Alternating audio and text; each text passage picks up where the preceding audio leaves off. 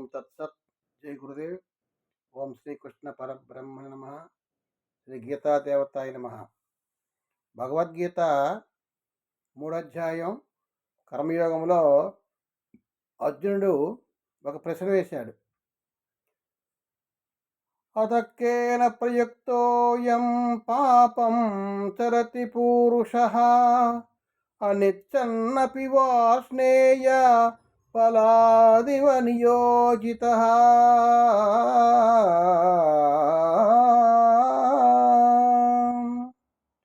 అర్జునుడు ఒక ప్రశ్న వేశాడు కృష్ణ పరమాత్మని.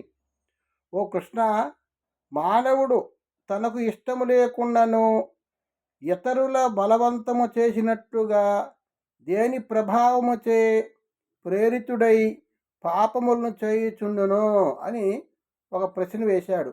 దాని సమాధానంగా భగవాను చెప్తున్నాడు.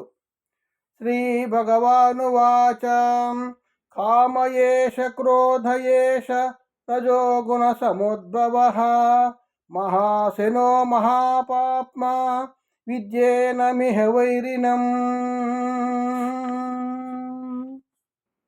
శ్రీ భగవానుడు పలికెను, రజోగుణము నుండి ఉత్పన్నమగునదే కామం. ఇది ఏ క్రోధ రూపముగా తాల్చును. ఇది మహాశనం. భోగానుభవములతో ఇది చల్లారది కాదు. పైగా అంతులేని పాపకర్మాచరణములకు ఇదియే ప్రేరకం. కనుక ఈ విషయమున దీనిని పరమశత్రువుగా ఎరుంగుము. మనలో రజోగుణం ఎక్కువగా ఉండడం వల్ల ఆ రజోగుణం వల్ల కామం పెరుగుతుంది. కామం వల్ల క్రోధం పెరుగుతుంది. మనలో 3 గుణాలు ఉంటాయి: సత్వగుణము, రజోగుణము, తమోగుణము. సత్వగుణము ఉన్నటువంటి వాళ్ళు పవిత్రంగా మంచి భావంతో ప్రకాశంగా ఉంటారు. రజోగుణం ఉండే వాళ్ళు కామక్రోధాలతో ఉంటారు. ఆ విధంగా పరమాత్మ ఏం చెప్తున్నారంటే, ఎవరిలో అయితే రజోగుణం ఎక్కువగా ఉంటుందో ఆ రజోగుణం నుండి వచ్చినటువంటి కామం, ఆ కామం తర్వాత క్రోధము, క్రోధము తర్వాత లోభము, కామ క్రోధ లోభ మోహ మదమత్సర్యాలు కూడా ఇవన్నీ కూడా వస్తాయి.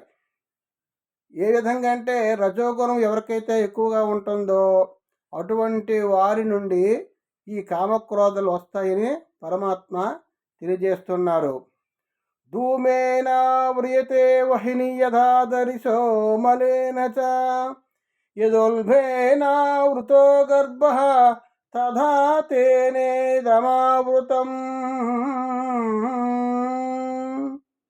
పొగచే అగ్నియు, ధూళిచే అద్దము, మావిచే గర్భము కప్పివేయి ఉన్నట్లు జ్ఞానము కామముచే ఆవృతమై ఉండను. ఈ జ్ఞానాన్ని ప్రతి ఒక్కరు కూడా జ్ఞానం ఉంటుంది, కానీ ఆ జ్ఞానాన్ని అజ్ఞానం కప్పబడి ఉంటుంది.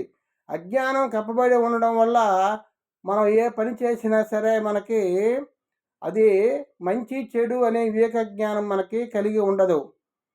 భగవంతుడి యందు దృష్టి కలగదు. ఇప్పుడు కూడా ప్రపంచ దృష్టే కలిగి ఉంటుంది.